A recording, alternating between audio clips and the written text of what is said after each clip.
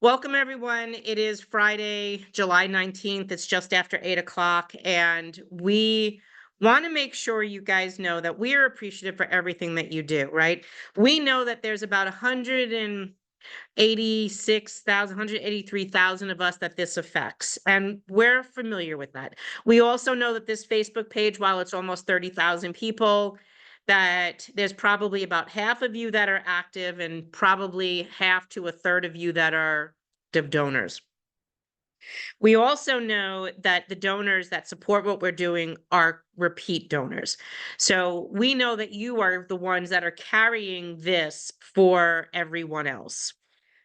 We did have a lot of requests from people that they wanted to keep their donations confidential, especially because some of them were active or they didn't want others to know that they were doing that.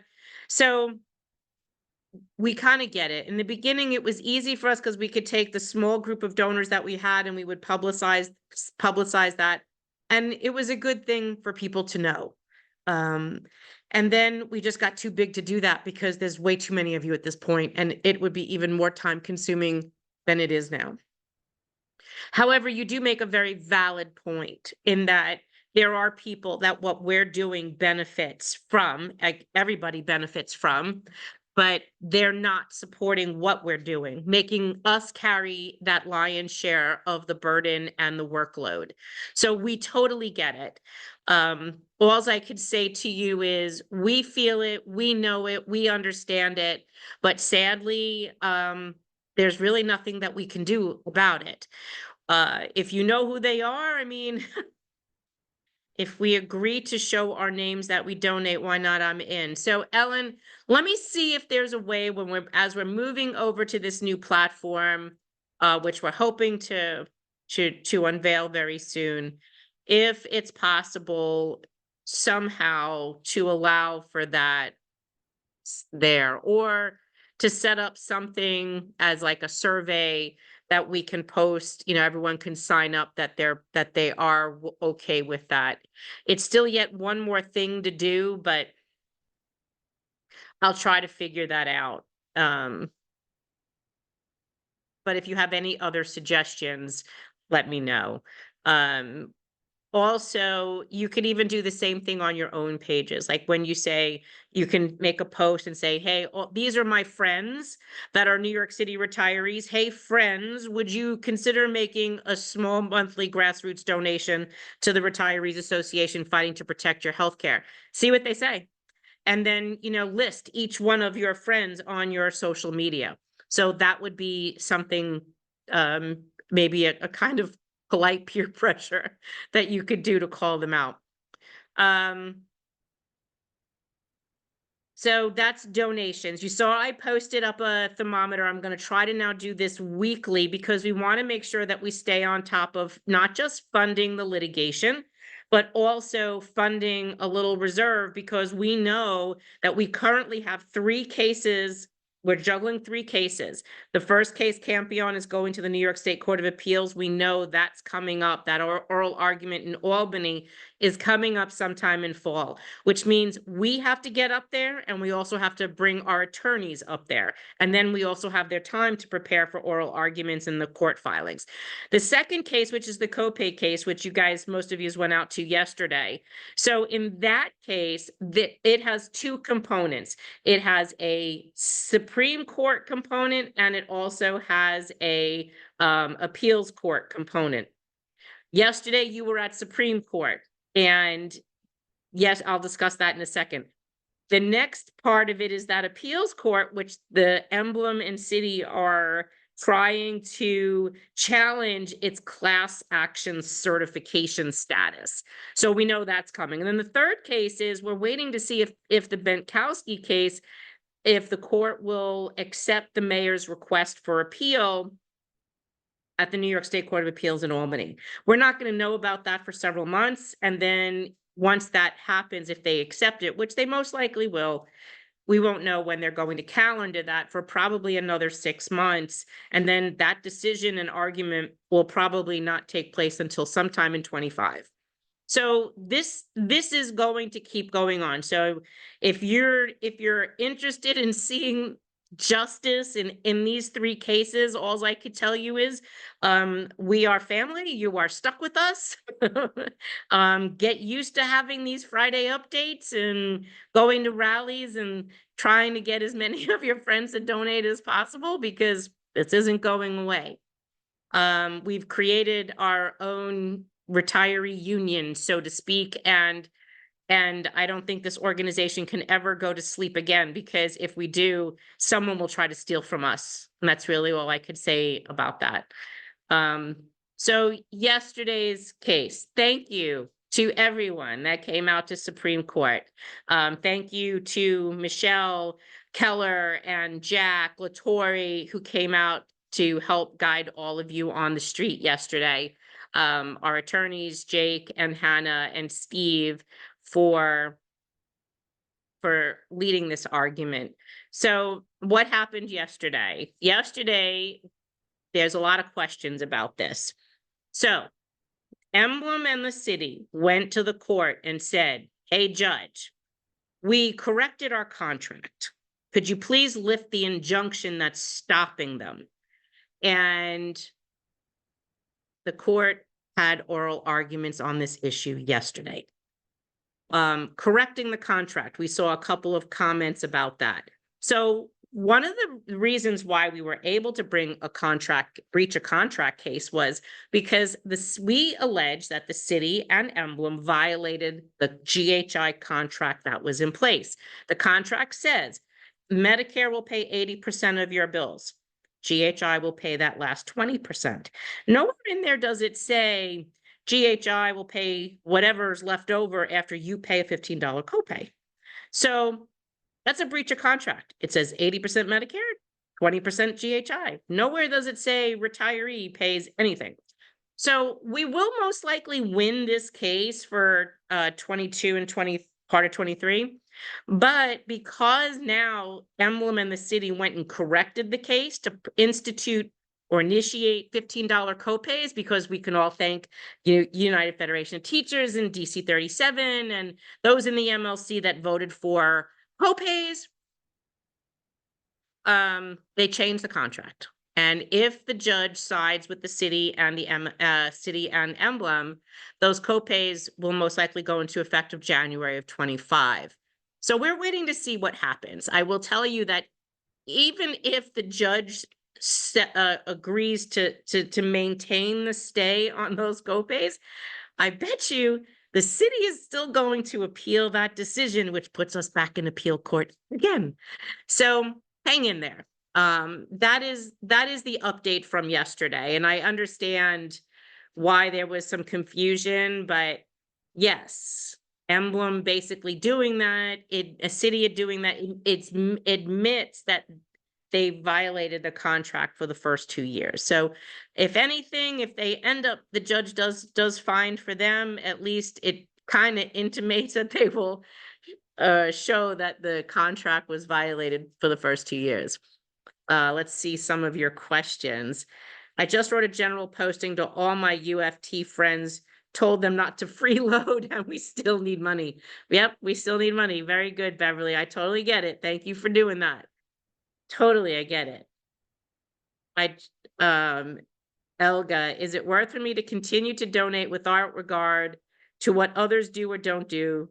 Oh, it is worth it for me to continue to donate without regard to what others do or don't do, because I believe that those who donate are protecting our own rights, which is important, given that spreading the word with a mass canvas to each of our groups with the request for donations sound promising. Just keep sharing if you want, we can try to create a fundraiser campaign like Protect Your Healthcare, because no one else is. I'll see if I draft up a flyer that you could share, and I'll put it on the public page as well as the private page, and you can download it or screenshot it, whatever you do. I don't talk to former coworkers who won't donate. It's okay, Serena Mia. I understand what you're saying, and if those people aren't listening, I don't know. Maybe ask them if they want to have a seminar with us, a webinar to explain what the issues are. We can do that too. In terms of impact, I saw my doctor at NYU Langone earlier this week and updated her as to our pending litigation. She said that she saw a New York City firefighter early that morning. She said both of us told her that this is the first time in the USA that history retirees have organized across unions and across job titles. I think she was pretty impressed. That's sweet. Is it possible for the organization to establish a dues structure? So, Michael, we were talking about instituting a dues, but only after all of this litigation is over. Um, because then we wouldn't need a constant funding. It would just be like a one-time a year small type of dues. But I don't know. I'll bring that question to the board. But right now, I think everyone that's being so generous, I don't want to ask more from. We always made it a grassroots from the day one. 3 years ago, August 13th of 2021, we started this organization. We started with a $25 ask a month just to make it comfortable for those who didn't have the means to do it. And then we told people, if you can give more, give more. And if you could give more often, give more often. But we never really wanted to pressure someone into feeling that they can. I mean, we know that there are people that make more higher pensions that don't pay anything to us, but and that they'd benefit from it all the same. You know, sometimes you just have to say there's a special place for those people. Hello, Carol, good to see you. But doesn't that violate the ruling that the city must pay for all of our health care? Up to the HIP HMO, and there is case law that does talk about a difference between premium and copays. Although our attorney did try to make a correlation between those at oral argument yesterday, and I don't want to get too much into that here because this is still an open case. And I'll be dead by then. No, you won't, girl. You're going to be around for a very long time. It'll be like Weekend at Bernie's. It'll be Weekend at Ann's. You're staying with me. You're so right, Marianne. One of the points the city lawyers made to legitimize adding copays to senior care was in wanting the Judge Frank to notice how actives haven't fought back on their own copays. I say loads of no thanks to the MLC and the city council for refusing to investigate the way the MLC is diminishing healthcare benefits. Did the city actually say that the actives didn't complain about copays?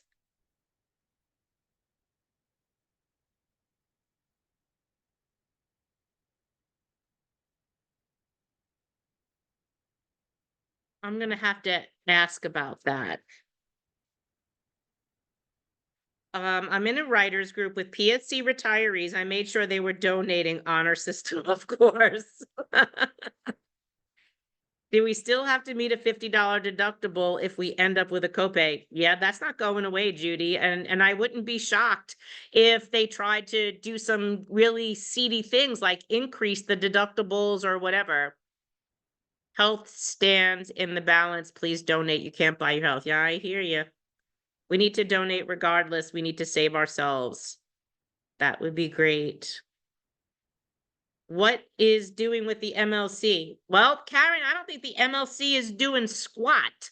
They're actually failing in their own required mandate. Statutory mandate is that they are supposed to be staffing the municipal labor committee is supposed to be staffing the Board of Collective Bargaining. And I'm not seeing that happen.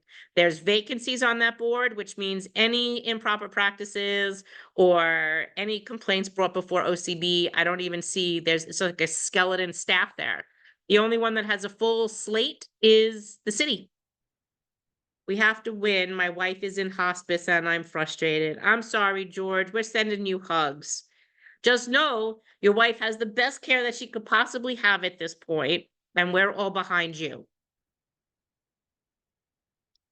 If we win at the New York State Court of Appeals, can the city? No, they cannot.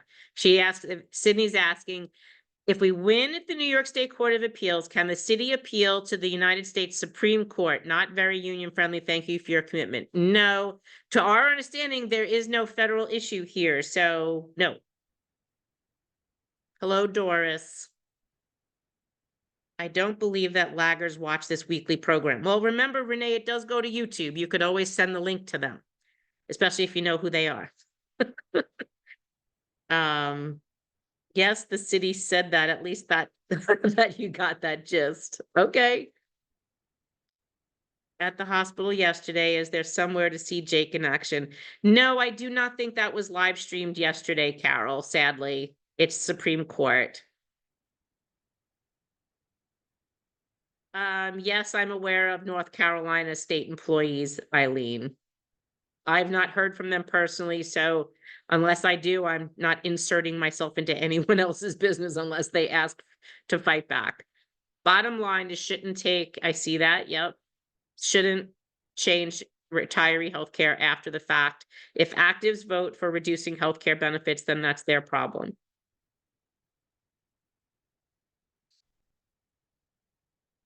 The MLC hasn't even withdrawn their amicus that supports the city in our Campion case. Hey, that's a good question.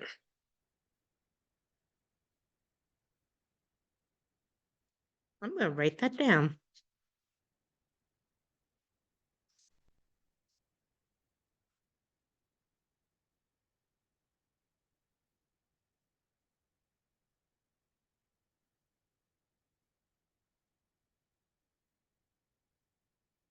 I'm gonna ask about that, Laura. That's an interesting question.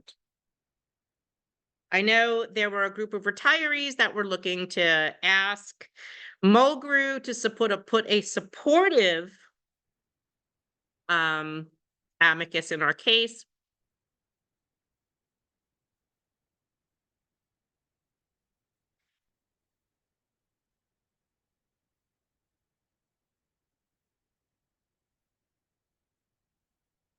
Yes, Janet, while I'm aware Medicare is a federal issue, there isn't a federal complaint. So there's not a federal statutory problem here. The problems that we have are based on local statute, not federal.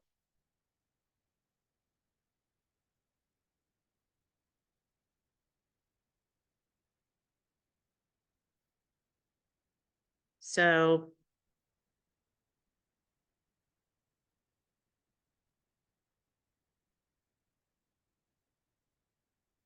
it would be great if we can get a letter together to forward for donations to those burying their heads in the sand. All right, I'll put that on my to-do list, Janet. We had a fundraising flyer when we first started. I'll just do another one.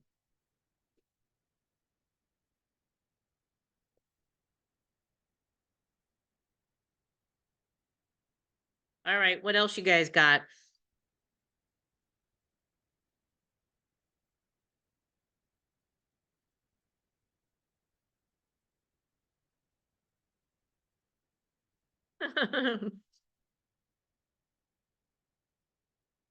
Yep, Michelle Keller and I had a really good morning.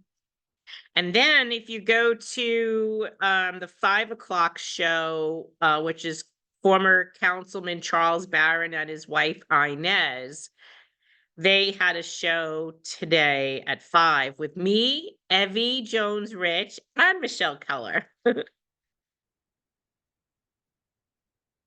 So we probably started in about maybe 20-ish minutes or so. He had his rest of his show in the beginning. Yeah. Jules is sleeping down there and Sugar is sleeping on the sofa.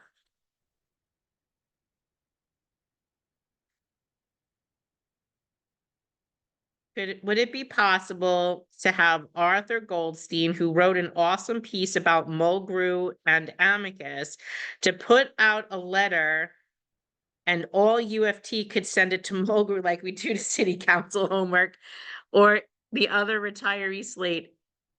Okay, Arthur, if Arthur Goldstein is on here, that's a really good suggestion. So Kevin is saying, would it be possible to have Arthur Goldstein, who wrote an awesome piece about Mulgrew and the amicus, to put out a letter to all UFT could send to Mulgrew like we do with city council homework or any other retiree slate if Arthur can't. So I'm gonna copy that. Let me see if I could actually. I don't know if Arthur's on here. Arthur, are you on here? Thank you, Linda.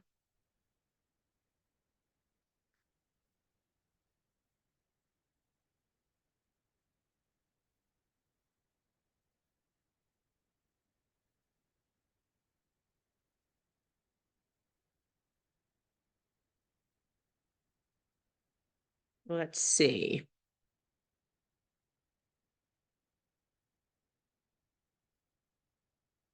I will take a picture if it lets me. There you go. I'm texting Arthur. We'll let you know, Kevin, if he answers back. Mulgrew's not going to do anything to support us. His supposed withdrawal of support of MA is just a political ploy. I know. But let's give him the benefit of the doubt. What do they say? Put your money where your mouth is. Show me the money, you know. Actions speak louder than words. The lawyers told the judge that they have been asking Emblem for details about copay and never got an answer. Does that play in our favor somehow? It might. I mean, who knows? Janice, I believe you're speaking about the show I was just talking about. It was 5 o'clock today on WBAI. I'll post a link to it. When Charles retired, Councilman Barron retired, he and his wife Inez host a radio show on WBAI, and they asked me, Michelle, and Evie to join them this afternoon. So we were on at 5 o'clock. Is there any way we can see out the attorney's remarks to the retirees? No, Ken, you had to be there. Do you need a winter coat and boots? Yes. It's gonna be cold in Albany.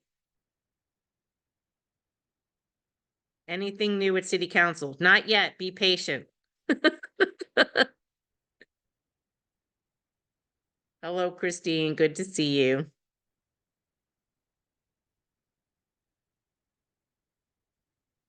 Mulgrew started a cascade that now has a negative life of its own. I think the idea of having the UFT do an amicus brief to the Court of Appeals for our nuclear case is genius. I think it is too. I know I spoke with Bennett, as Bennett and his team about it, and I'm hoping he wanted to speak to Mulgrew. So let's see if he does. Let's give him the opportunity to see what comes back. It's kind of crazy. Look at you, you're a celebrity. Yeah, famous me. I'll post a link, don't worry. I'll post a link to this morning's show with me and Michelle, and this show at 5 with Charles and Inez. Yeah, hot, hot, hot. And of course, Randy Weingarten hasn't reached out. Randy's not going to reach out to me. She actually called me like a year ago asking what could be offered as a savings. I'm like, why are you giving things up, woman? Don't ask Mulgrew to show me the money. The city did that in 2014, and look what happened. A joint letter requesting financial support from Mulgrew shows some respect, Mulgrew, million letters. So Paula, we actually, it must have been 2 years ago. Do you guys remember when we drafted a bill and we had you all send Michael Mulgrew a bill for $1 billion? And everyone printed out this letter and mailed it to Michael Mulgrew. When does a copay become the premium? So let me explain. One of the things the lawyers shared yesterday, we noticed that when they went to institute the copays in 2022, the premium for senior care dropped. When the court put the injunction on the copays, the premium rose. Coincidence? I think not. Yes, that was pretty hysterical, Ellen sending that bill. So maybe we'll do a letter. Ah, let me write that down.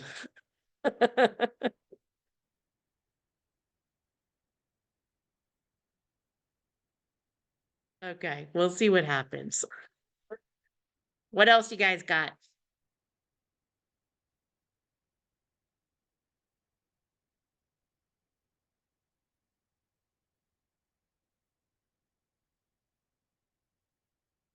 You guys are an easy crowd.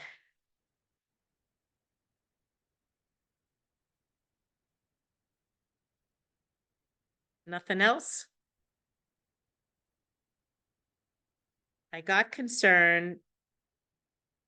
I get concerned every time activists quickly resort to the New York Health Act instead of fighting for Medicare for all. I hope more retirees see retirees aren't protected enough with the New York Health Act. So that is one thing that is a concern, is that under the New York Health Act, retirees that move out of New York State are not covered under the Health Act, but it requires the employer to maintain the health care that they had until they figure out how to cover those people. So you still do have coverage. It's just still yet a gray area.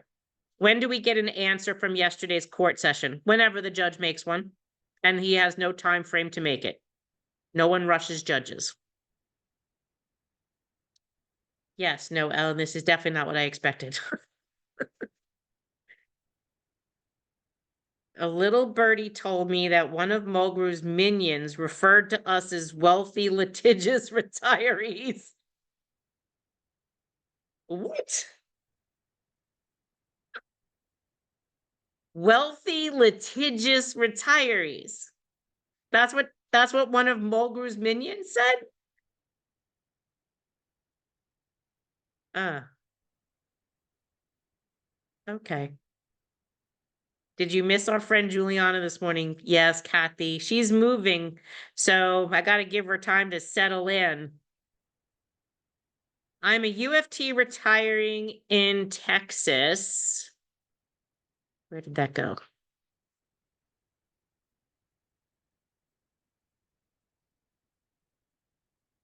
Where did that go? I just saw a message from someone retiring in Texas and then it disappeared.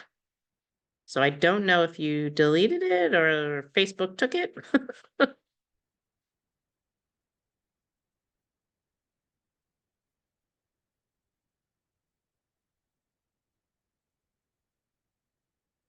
What happened with us meeting up with Joe Borelli and the others? Are we still going to do that?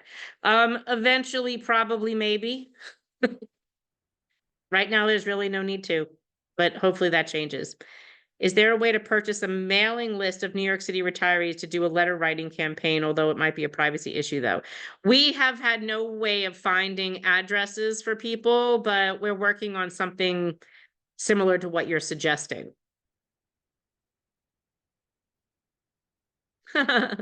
That's great, Kathy.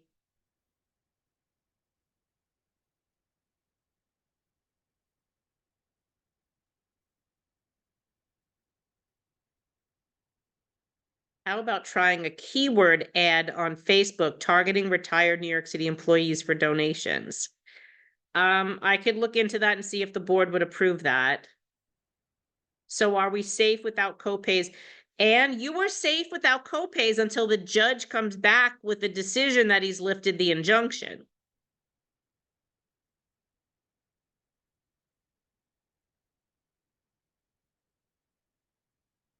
Well, Bill, I'm not going to have, I'm not liking your comment, because actually it's not just the Democrats that have ignored us. There were also Republicans that ignored us. So I'm just going to say they both ignored us.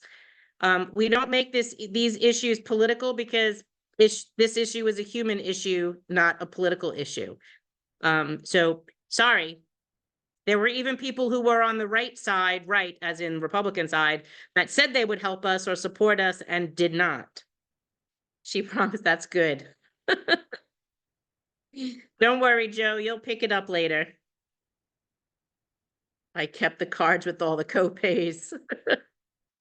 Many years ago, teachers gave up some pay to help finance the city in lean times. It took the city many years to pay us back with minimal interest. How soon they forget that the workers helped keep the city afloat, and now they want to knock us on our butts. Yes. He's mad because they were trying to bankrupt retirees to end all of this, and that hasn't happened. You cannot piss off retirees and expect them not to fight you back. If the city wins, will they be retroactive? I believe there was, I don't think that'll happen though. Just because of them changing the contract shows it was a breach of contract. Um, but I don't think so. Yeah. So that's pretty much all I have. I want to say thank you to everyone. Thank you to all of you for coming out and supporting the court yesterday. I'll say court, our attorneys, Michelle Keller um, and Jack Latore, who are our board members and helping us get yous corralled into the court and showing up and being there and supporting our attorneys in our legal fight. Thank you for your donations, obviously.